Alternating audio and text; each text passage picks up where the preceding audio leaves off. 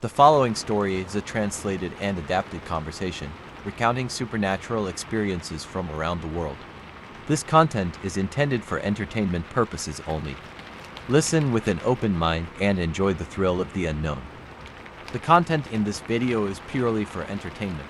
Viewer discretion is advised. If you are easily frightened, be prepared some stories might just send chills down your spine. If you're ready, turn off the lights, put on your headphones, and immerse yourself in the world of the unexplained. The night the radar screamed. August 13th, 1956, draped the Suffolk countryside in a deceptive calm. The night was clear and dry, the air crisp with the scent of salt from the North Sea and the faint musk of harvested fields. RAF Bentwaters, a USAF tenanted base near Ipswich, hummed with routine radar screens glowing in the control room. Airmen sipping lukewarm coffee, the Perseid meteor shower painting streaks of light across the sky. 40 miles northwest, RAF Lakenheath buzzed with similar quiet, its personnel on edge amid Cold War fears of Soviet incursions. The wind whispered softly through the pines, a gentle rustle that belied the storm brewing above. At 9:30 p.m., the Bentwaters ground-controlled approach GCA radar flickered. Airman Second Class John Perkins, a lanky 22-year-old with a knack for spotting anomalies, leaned closer to his scope. A blip appeared sharp, solid, like an aircraft returned 25 miles east over the sea, hurtling inbound at a speed that defied reason. 4,000 miles per hour. "No plane moves that fast," he muttered, his voice tight, as the target streaked northwest, vanishing 20 miles past the base in seconds. The wind outside sharpened a high, keening whistle that rattled the windows, drowning the hum of the equipment. Perkins radioed his supervisor, Technical Sergeant Forrest Daniels, who squinted at the scope as another blip emerged, a cluster of 12 to 15 targets, drifting northeast at a crawl, then merging into a single, massive return, dwarfing a B-36 bomber's echo before sliding off the screen to the north. "What the hell are we tracking?" Daniels barked, his cigarette dropping ash onto the floor. The air grew heavy, a metallic temps seeping in as a third target blazed across the scopist to west. 2,000 miles per hour, fading overhead, only to reappear behind them. Perkins glanced out the window, his breath fogging the glass, and froze. A white light, blinding and rapid, streaked low over the base, silent as death. Above, a C-47 pilot at 4,000 feet radioed in, his voice shaking. "Something just passed under me, bright, fast, heading west."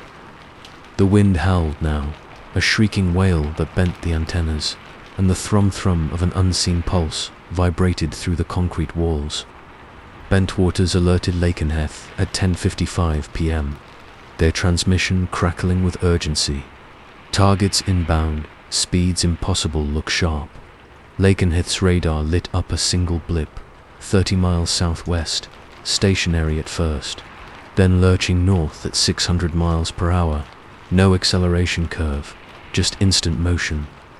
Ground crews scrambled outside, their flashlights cutting through the dark, and spotted it. A luminous orb, glowing white, hovering over the runway before darting east with a sharp, unnatural turn. "It's playing with us," muttered Corporal Alan Wembley, his binoculars trembling as two more lights joined it, circling, merging, then streaking off, leaving a faint tick in the air like a clock winding down. RAF Neatishead, the sector control hub, took charge at 11:30 p.m. Scrambling to de Havilland Venom interceptors from RAF Waterbeach.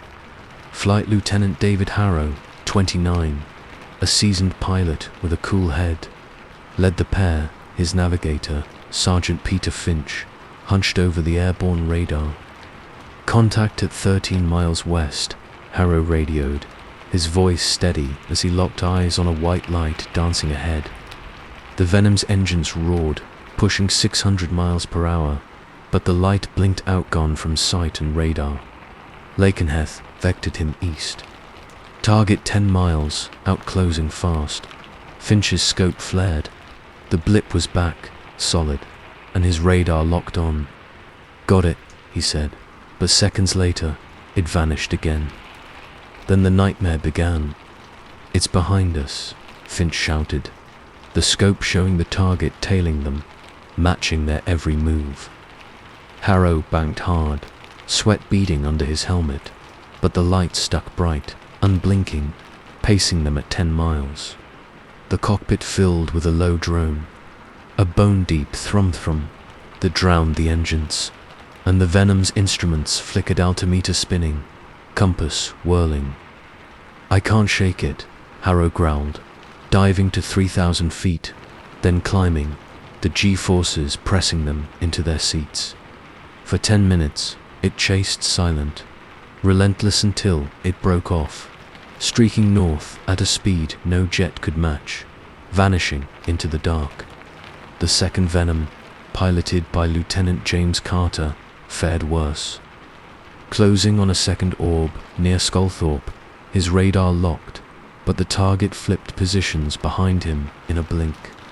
"It's on me," he yelled, banking wildly as the light pulsed red, then white, hovering off his wing before darting away.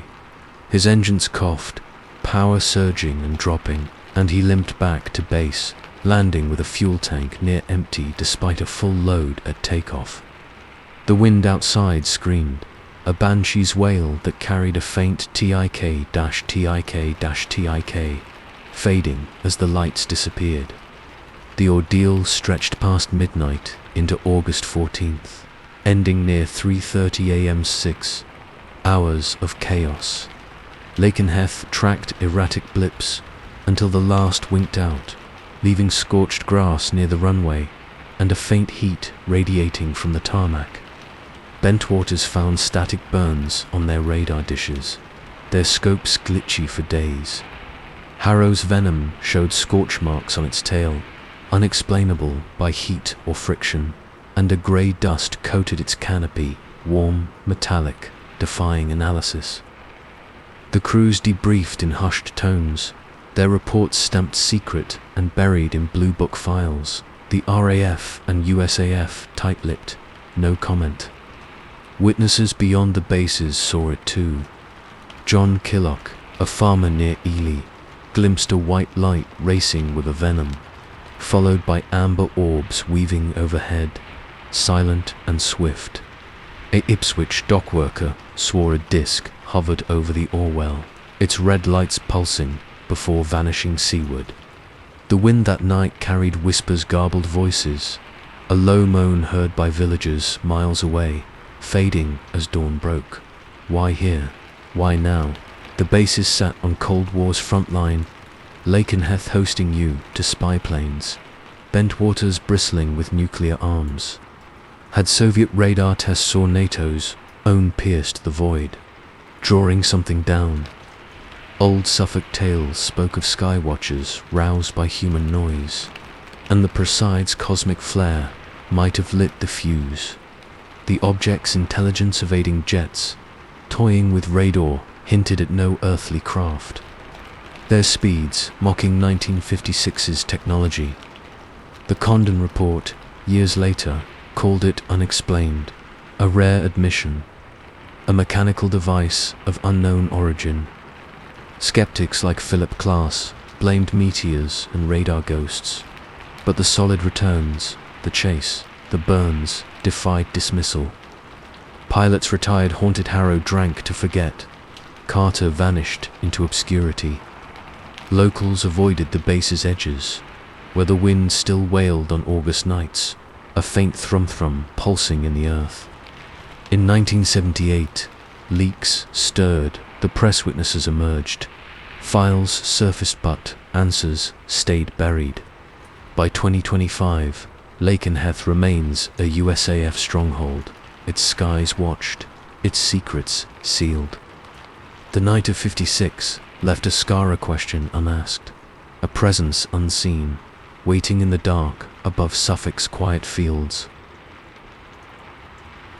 The Beam in the Pines, November 5th, 1975, cast a cold, amber glow over the rugged expanse of Arizona's Apache-Sitgreaves National Forest. The air was sharp with the scent of pine resin and damp earth. The sun dipping below the horizon as 7 loggers piled into a battered Ford pickup after a long day of thinning trees. Travis Walton, a 22-year-old with a lean frame, scruffy beard, and a restless curiosity, sat in the back, his hands still dusted with sawdust. The crew, Mike Rogers, the foreman, and 5 others, Alan Dallas, John Goulet, Kenneth Peterson, Steve Pierce, and Dwayne Smith, were weary. Their muscles aching, their chatter fading into the hum of the engine as they rattled down a dirt road near Turkey Springs. The forest was alive with twilight sounds wind rustling through the ponderosa pines, the distant hoot of an owl, the crunch of gravel under tires. But as they rounded a bend, the wind sharpened into a high, keening whistle, slicing through the trees like a warning. The truck's headlights flickered, dimming briefly, and Rogers slowed, squinting into the dusk. "What the hell's that?" he muttered, pointing ahead. A light pulsed above the tree line, not the warm flicker of a campfire or the steady beam of a helicopter, but a brilliant bluish-white glow that throbbed with an unnatural rhythm, hovering 50 feet above the ground. Travis leaned forward, his breath fogging the window. "Looks like a crash," he said, his voice edged with excitement. The crew stared, mesmerized, as the light resolved into a shaper metallic disc. 30 feet wide, its surface smooth and reflective, rimmed with amber lights that pulsed like a heartbeat. It hung silently, its edges blurring into the darkening sky, the pines beneath it swaying as if pulled by an unseen force. The wind died, replaced by a low, resonant hum that vibrated through the truck's frame, rattling the tools in the bed. Peterson clutched his rosary, whispering, "This ain't right." Rogers stopped the truck, the engine sputtering as if choked. Travis, driven by a mix of bravado and curiosity, swung the door open. "I'm checking it out," he said, ignoring Dallas's sharp, "Get back here, you idiot." He stepped into the cold, his boots crunching on pine needles, the air growing thick and electric, prickling his skin. The hum intensified, a bone-deep drone that made his teeth ache. And the light shifted, focusing into a beam blinding, searing that locked onto him. He froze, 20 feet from the truck, staring up at the craft's underside, where a dark aperture pulsed like an eye. "Travis, move," Rogers shouted, but it was too late. The beam flared, a column of blue-white energy that slammed into Travis with a force that lifted him off the ground. His body arched, arms flung wide as the light enveloped him, his silhouette swallowed in its glare. "The crew," screamed Pierce, lunged for the door. Goulet covered his eyes. Travis hung there, weightless, before the beam snapped off. He crumpled to the earth, limp, and the craft tilted, its lights flaring red, then streaked upward, vanishing into the night faster than sound could follow.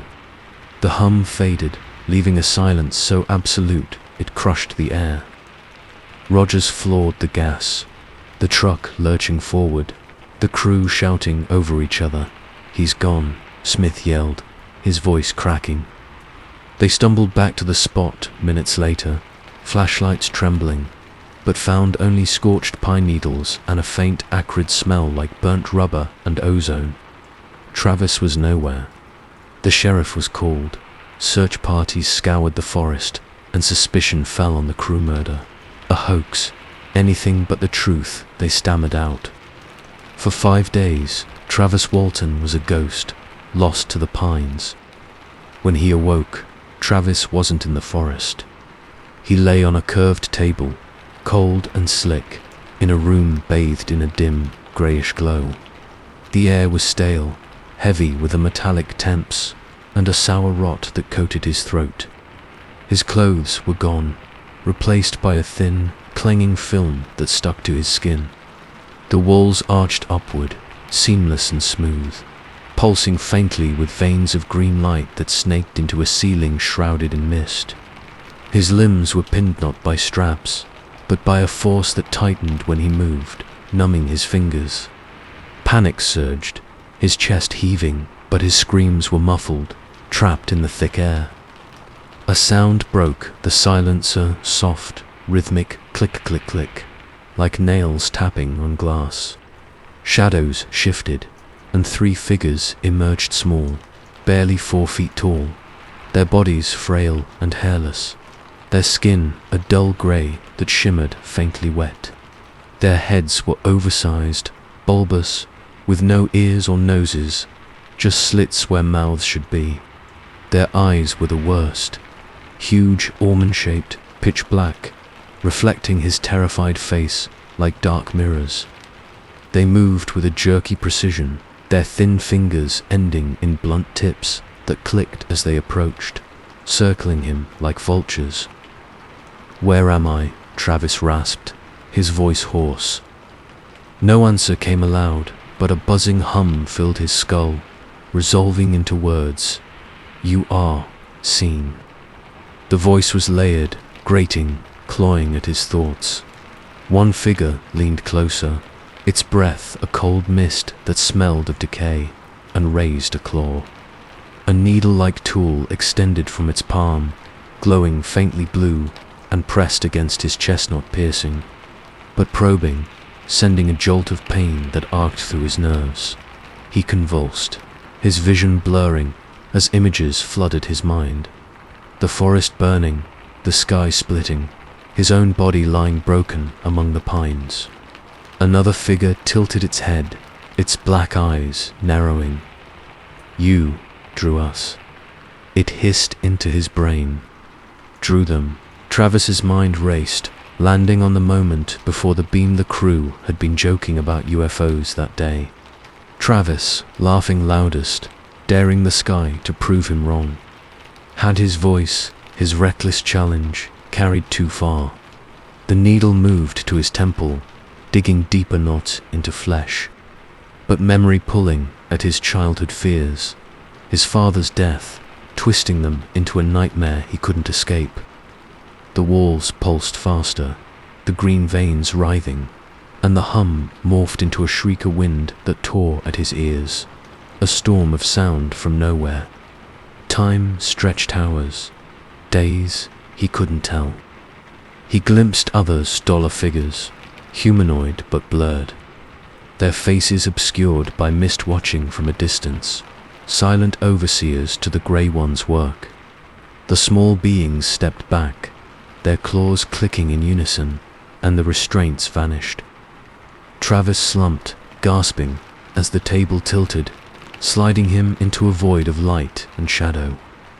He hit the ground hard, the smell of pine and dirt flooding back. 5 days later, on November 10th, a payphone rang in Snowflake, Arizona, 30 miles from the forest. Travis staggered out of the night, shivering, his clothes torn, his skin dusted with that grey ash. He'd been dumped near a gas station, his last memory the craft's lights fading into the stars. He called Rogers, his voice trembling. "They took me. They did things." Searchers found no tracks, no proof beyond the crew's terror and the scorched earth where he'd fallen. Travis returned, a shell haunted by headaches, nightmares of those black eyes, and a hum that lingered in his sleep. The forest bore no answers, only a silence that mocked the lager's tale. Why him, some said. The forest hid old secrets, native legends of sky spirits angered by man's intrusion. Or perhaps the crew's work, their saws biting into sacred ground, had called something down. For Travis, it was no mystery to solve. It was a wound in his soul, a truth that watched from the dark pines, waiting to claim him again. November 5th, 1975, draped the Apache Seagreaves National Forest in a shroud of twilight chill. The air hung heavy with the scent of pine sap and loamy earth, the last rays of a bruised orange sunset bleeding through the towering ponderosa pines. 7 loggers jostled in a battered Ford F-150, its suspension groaning over the rutted dirt road near Turkey Springs, Arizona. Travis Walton, a wiry 22-year-old with a scruffy beard and a spark of reckless curiosity, sat wedged in the back, his hands still gritty with sawdust. The crew, Mike Rogers, the steely-eyed foreman, and his 5 roughneck loggers, Alan Dallas, John Goulet, Kenneth Peterson, Steve Pierce, and Dwayne Smith, were bone-tired after a day of felling trees, their voices a low murmur against the engine's growl. The forest buzzed with evening life wind whispering through the needles, an owl's mournful hoot echoing in the distance, the crunch of gravel beneath the tires. But as the truck rounded a bend near Heber-Vagard, the wind shifted, sharpening into a high, piercing whistle that cut through the trees like a blade through flesh. The crickets fell silent, mid-chirp, the air growing thick and still, as if the forest itself held its breath. The truck's headlights flickered, dimming to a sickly yellow, and Rogers eased off the gas, squinting into the gathering dark. "What in God's name?" he muttered, his voice trailing off. A light pulsed above the tree line, bluish-white. Not the warm flicker of a campfire or the steady beam of a chopper, but a cold, throbbing glow that moved with purpose. It hovered 50 feet up, weaving between the pines, casting jagged shadows that danced across the road. Travis craned his neck, his pulse quickening. "That's no plane," he said, his voice tight with awe. The crew stared, transfixed, as the light resolved into a shaper metallic disc, 30 feet wide, its surface smooth and mirror-like, rimmed with amber lights that pulsed in a hypnotic rhythm. The air buzzed faintly, a low drone rising from the ground, vibrating through the truck's frame into their bones. "Pull over," Travis urged, shoving open the door before Rogers could protest. "Travis, get back here." Rogers barked, but the younger man was already out, boots hitting the dirt, drawn toward the light like a moth to flame. The crew shouted after him, Dallas, cursing, Pierce yelling to wait, but Travis moved closer, the drone growing louder, rattling his teeth. The wind returned, a shrieking wail now bending the pines inward as if bowing to the craft. The air tasted metallic, sharp, like blood on the tongue, and the temperature plummeted, frosting his breath despite the mild November night. He stood beneath it, 50 yards from the truck, the disc looming overhead. Its underside glowed an electric blue, veins of light snaking across it like a living thing. Travis raised a hand, shielding his eyes, when a beam shot downward thin, searing, a lance of pure energy that struck him square in the chest. His body jerked, lifted off the ground, arms flailing as if caught in a gale. The crew screamed, a chaotic chorus drowned by the beam's hummer sound like 1,000 wasps trapped in a steel drum. Travis hung there, suspended, then crumpled to the earth, motionless, as the craft tilted and streaked upward, vanishing into the night sky faster than sound. "Travis," Rogers roared, slamming the truck into gear. The crew piled out, stumbling over roots and rocks, their flashlights cutting through the dark. He lay sprawled in a clearing, his jacket smoldering, his skin pale and clammy. The ground beneath him was scorched, a perfect circle of blackened pine needles, and the air reeked of ozone and burnt hair. Peterson knelt, checking for a pulse, but before he could speak, the truck's engine sputtered and died, its headlights winking out. The wind howled again, carrying a faint tic-tic-tic mechanical rhythm, like claws tapping on glass, fading into the trees. Terrified, the crew dragged Travis's limp form into the truck and floored it to snowflake, leaving the forest and their friend to the night. Travis awoke in darkness, his body aching, his throat raw as if he'd screamed for hours. He lay on a cold, smooth surface metal, curved, slick with a sheen he couldn't see. The air was sterile, heavy with a sour stenchazone mixed with something organic, like rotting meat. His chest throbbed where the beam had hit, a dull burn radiating outward.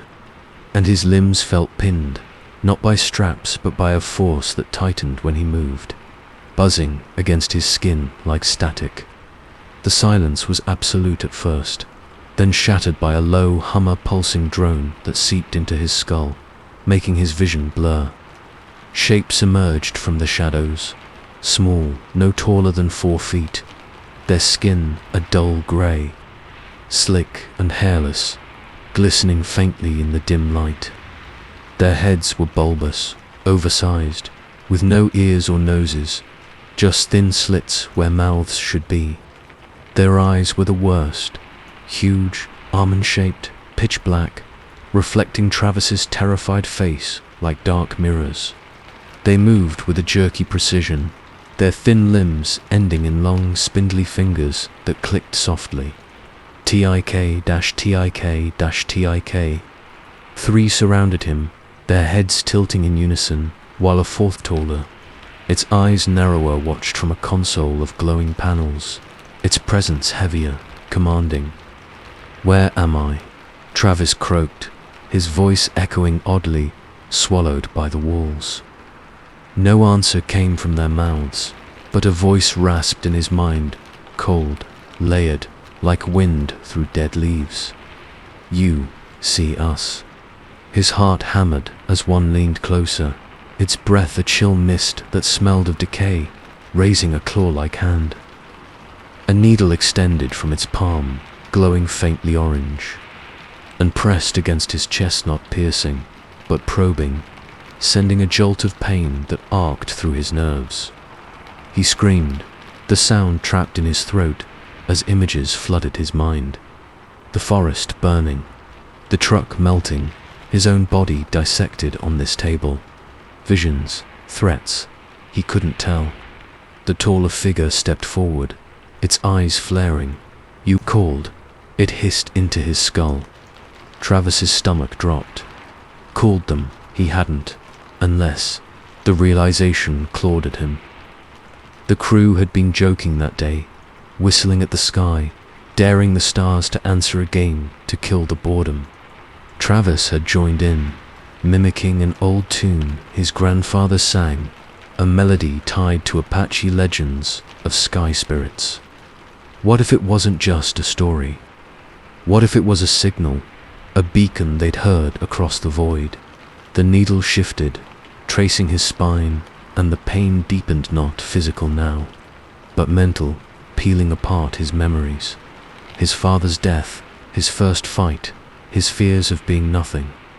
The walls pulsed, veins of blue light writhing faster, and the drone morphed into a shrieker, wind that tore at his ears, carrying whispers of his own voice, distorted and pleading.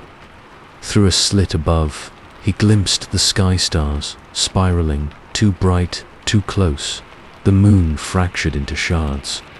Time stretched hours, days. As they probed, watched, catalogued, their black eyes unblinking, stripping him bare. Then it stopped. The figures retreated, their claws clicking in unison, and the restraints vanished. Travis collapsed, gasping, sliding down a chute of light and shadow until he hit the ground pine needles, cold, dirt, the forest again. The craft loomed briefly overhead, its lights fading, then streaked away, leaving only silence. 5 days later, Travis staggered into a gas station near Heber. Barefoot, his clothes torn, his skin bruised and scratched. He'd been missing 120 hours, yet his beard showed barely a day's growth. His eyes were wild, his voice trembling as he called Rogers, babbling about grey things and a beam. The crew, already under scrutiny, suspected of murder by local cops, rushed to him, finding a man changed, gaunt, haunted, his hands shaking as he described the ship, the beings, the experiments. The forest bore scars, a scorched circle where he'd fallen, trees radiating faint heat, a lingering buzz in the air. Travis's watch had stopped at 6:38 p.m. The moment the beam hit, and his jacket carried a grey dust no lab could identify. Polygraphs backed the crew's story. They'd seen it, fled in terror, believed him gone. Yet skeptics swarmed, calling it a hoax, while Travis lived with nightmares of those eyes, that hum, a truth he couldn't unfeel. Why him? The forest held secrets, native tales of skywatchers, Cold War radar tests nearby, signals sent into the void. Perhaps the whistle was the key, a note that woke something ancient, something waiting. For Travis, it was no tale to debate. It was a mark on his soul, a light that took him and never truly let go. July 11th, 1991, dawned hot and hazy over Mexico City, a sprawling metropolis of 20 million souls cradled in a high valley ringed by volcanic peaks. The air buzzed with anticipation. Vendors hawked smoked corn and tamales along the children clutched homemade eclipse viewers, and radios blared warnings to avoid staring at the sun. A total solar eclipse, the longest in over a century, was set to plunge the city into darkness at 1:22 p.m.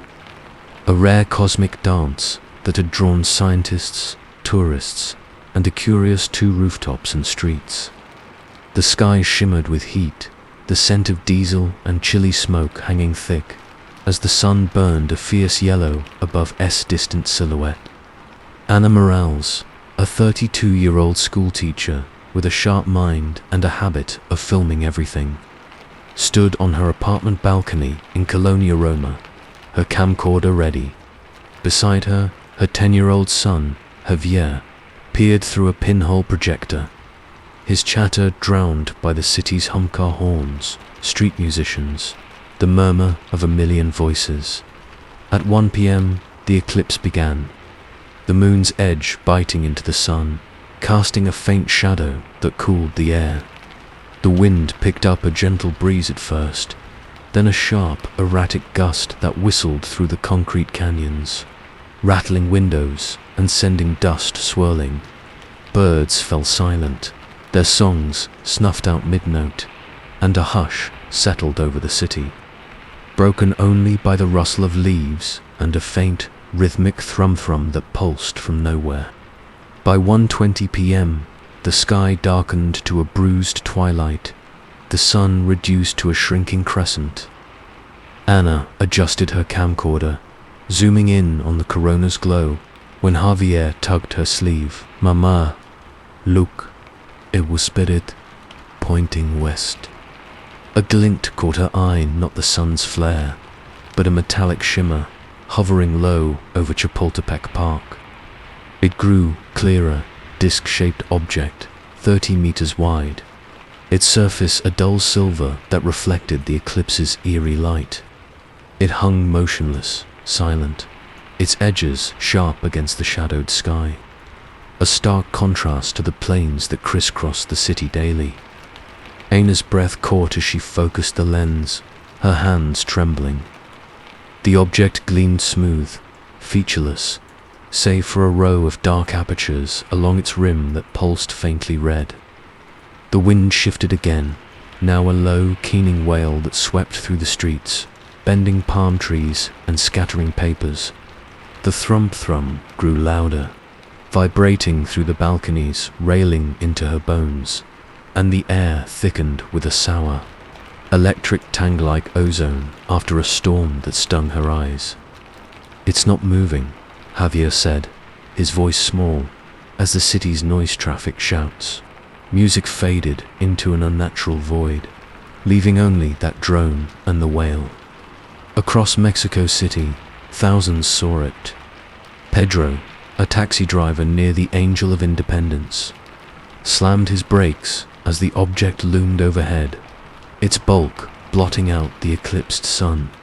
His radio screeched static, then died, the dashboard lights winking out as a cold sweat beaded on his neck. Dios mío, ¿qué es eso? He gasped, fumbling for his camera, his passengers staring in stunned silence. In Maria, a fruit vendor, dropped her basket of mangoes, her eyes fixed on the disc as it hovered above Frida Kahlo's blue house, its red lights pulsing like eyes in the dark. "It's alive," she whispered, crossing herself, as the wind howled a shrieking chorus that carried whispers of no human tongue. Amateur videographers, dozens, then hundreds captured it, their tapes later flooding TV stations. A metallic craft, unwavering in the sky, framed by the corona's ghostly glow. Guillermo Regina, news cameraman atop the tall Latinoamericana, zoomed in, his footage showing the object's surface ripple faintly, as if breathing. No sound, no motion, just there, he narrated, his voice trembling as the thrum-thrum rattled his tripod. Witnesses numbered in the thousands, teachers, priests, policemen, children, all eager in their awe and fear.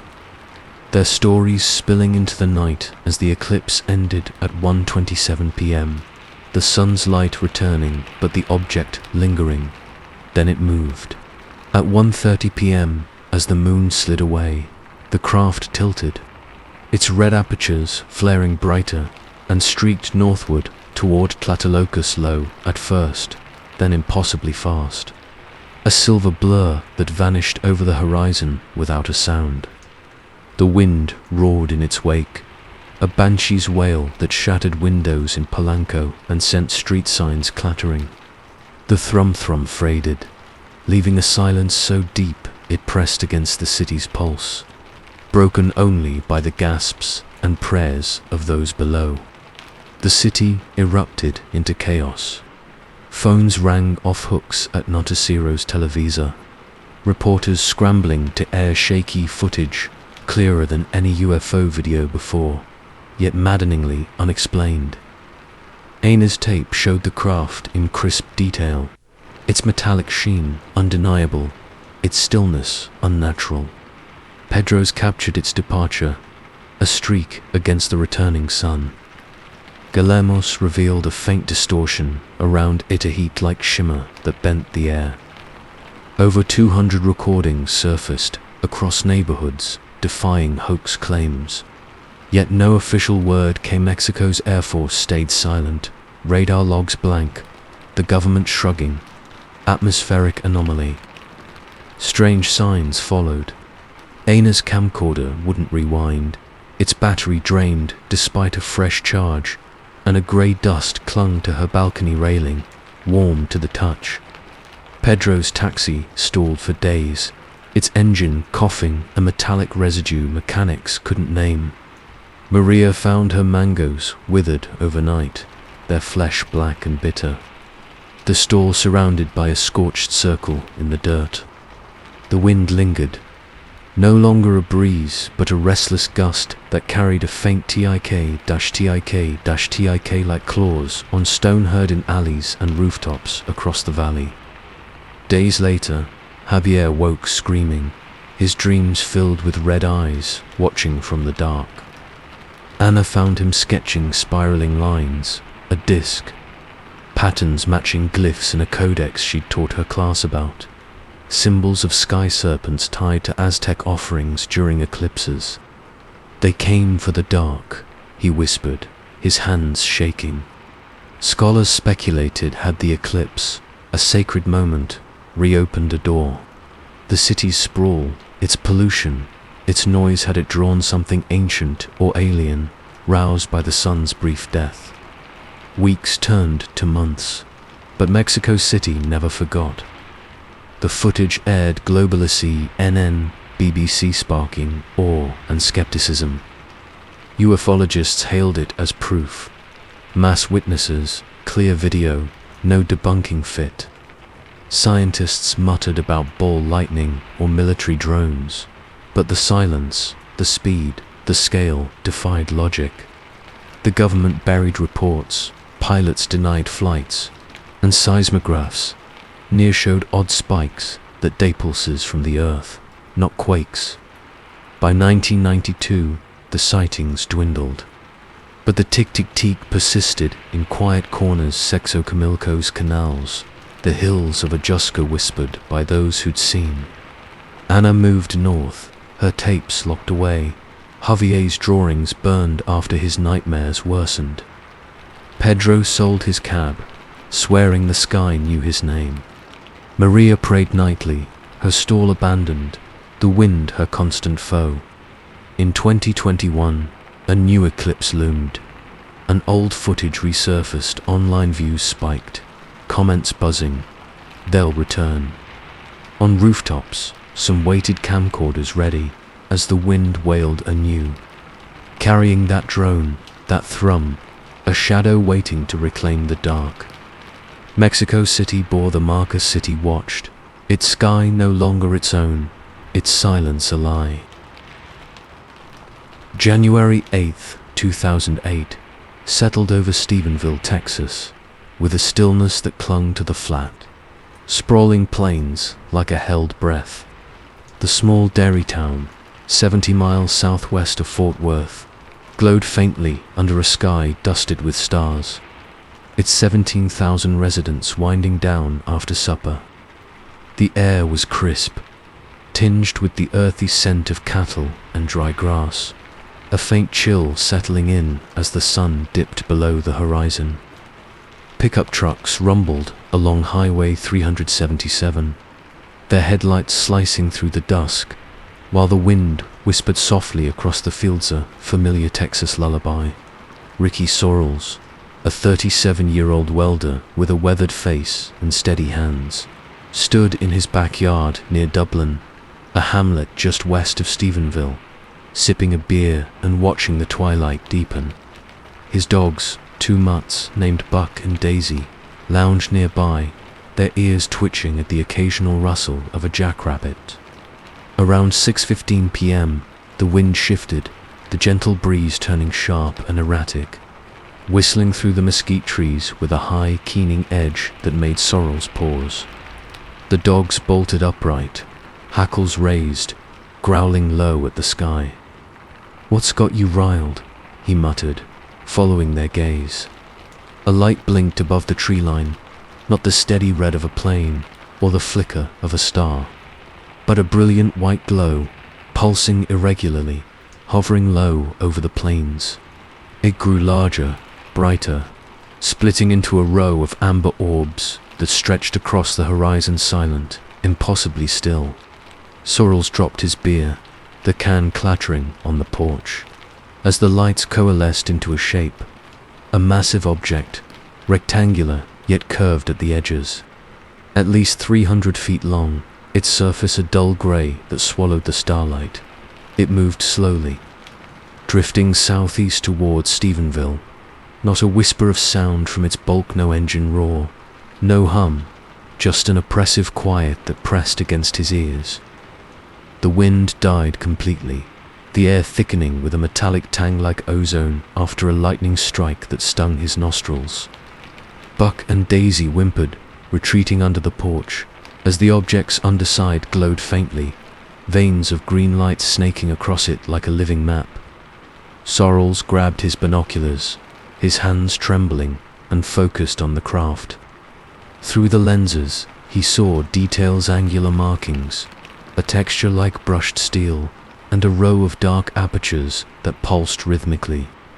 Then came the sound of faint, rhythmic thrum-thrum, not from the craft, but from the ground, vibrating up through his boots into his spine.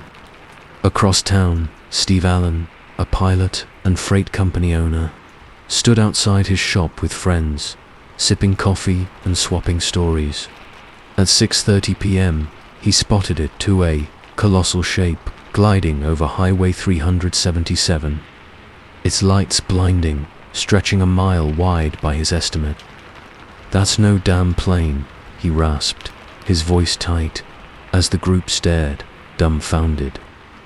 The craft moved at a crawl, no more than 30 miles per hour, then accelerated in a blink, streaking eastward with a grace that defied its size, still silent, still wrong. The air grew heavy, the streetlights flickering, their buzz fading into a void of sound that made Alan's skin crawl. Minutes later, chaos erupted. Dozens of calls flooded the Erith County sheriffs, office farmers, truckers, housewives, all reporting the same thing. A giant object, lights pulsing, drifting over Stephenville like a shadow across the moon. Jane Tatum, a nurse driving home on FM 914, slammed her brakes as the craft loomed overhead, its bulk blotting out the stars. Her car radio screeched static, then died, the dashboard lights winking out as a cold sweat beaded on her neck. "It's watching us," she whispered to her daughter, clutching the wheel. As the wind outside howled a shrieking wail that carried fragments of sound, distant voices, garbled static, a low moan. Then came the jets. 2 F-16s roared in from the northeast, their engines a deafening contrast to the craft's silence, afterburners flaring as they banked hard toward the object. Witnesses, Alan Tatum, others, saw the pursuit. The jets circled, closing in, but the craft tilted, its lights flaring red, and shot upward at an angle no human craft could match. It vanished into the night, leaving a ripple in the aerosonic boom without sound that rattled windows and set dogs howling for miles. The jets lingered, circling futilely, then peeled off toward Carswell Air Force Base, their lights fading into the dark. The aftermath was a blur of fear and questions.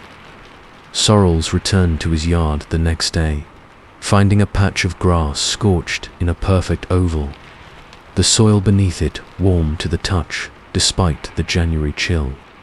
His binoculars, left on the porch, wouldn't focus right, their lenses clouded with a faint grey film. Alan sketched what he'd seen: a mile-wide titan, silent and swift, his hands shaking as he told reporters it wasn't ours.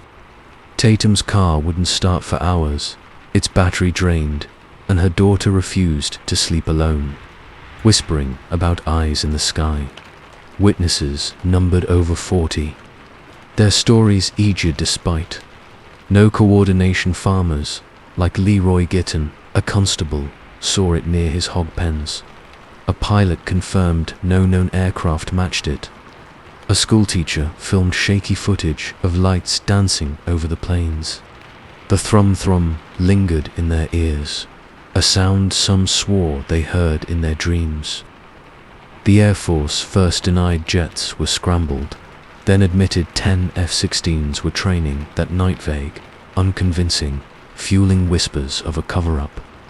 Why Stephenville? The planes hid secret Cold War radar stations once dotted the region, beaming signals into space, probing for answers. Locals spoke of older tales, Comanche legends of sky gods descending in silence, angered by man's noise. Perhaps the dairy truck's low rumble, the hum of power lines, or the jet's sonic booms had stirred something dormant, something that watched from beyond. The wind that night carried no answers, only that eerie wail, rising and falling like a heartbeat across the fields. Days later, the town buzzed with unease. Streetlights flickered more often, radios spat static, and the plains felt emptier. The stars too bright, too close. Sorrells avoided his porch. Alan sold his sketch to a tabloid, and Tatum moved away, unable to shake the feeling of being seen.